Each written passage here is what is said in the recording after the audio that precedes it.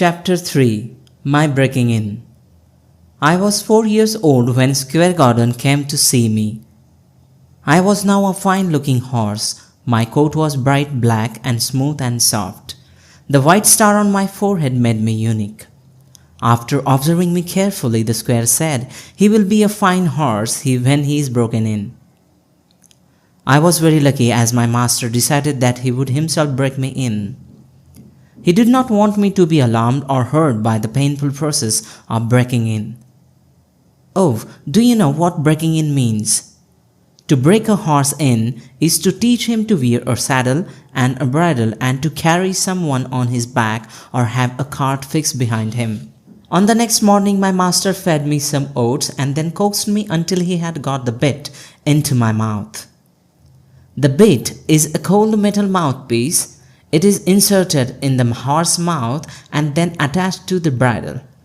The bit and the reins help the rider to control the horse while riding. The bit was put between my teeth and over my tongue. The end of the bit, which came out at the corners of my mouth, were tied to the straps which went over my head, under my throat, round my nose and under my chin, in such a manner that I could not get rid of it if I wanted to. I thought that the bit was very nasty indeed, but as I had seen my mother, as well as all grown-ups, wear it whenever they went out, I thought it was a part of horse life. And what reduced my pain and discomfort was the love and patience shown by my master, who gently patted me and spoke to me softly throughout the process. My master then put the saddle on my back and Daniel fastened its belt under my body.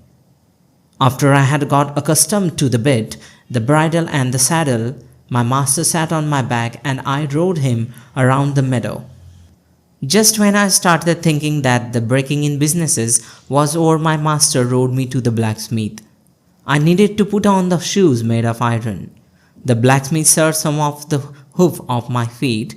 This was not at all painful and I gladly cooperated. Then he clapped an iron shoes on each of my feet.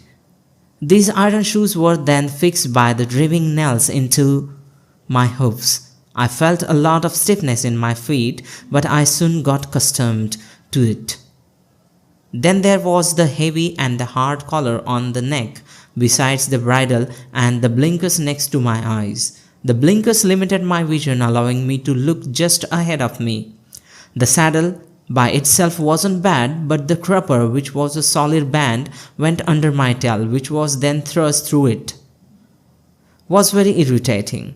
My first impulse was to kick hard, but how could I ever kick at so gentle a man as my master?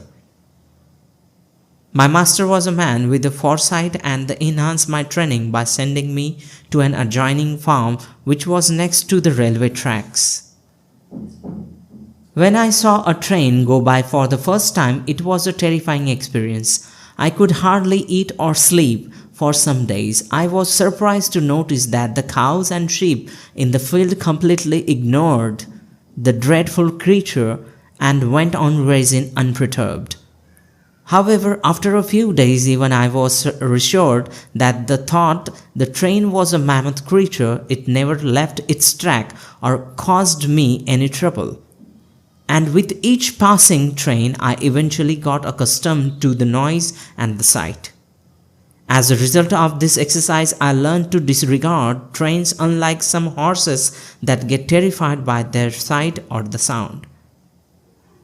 My master was also very considerate and had great common sense. He drove me along with my mother in a double harness. He understood that the fact she was stable and I would be more comfortable with her than an unknown horse. My mother said, "You are lucky to have a good master today, but this might not always be the case. There are men who behave in a kind and caring manner, as well as those who shows ignorance and even cruelty to animals," she presaged. A horse cannot choose his master. All we horse can do is to choose to be a well-behaved and good ourselves. This is in our own best interest. My mother's words made me a bit anxious, and I wondered what was in store for me in the days to come.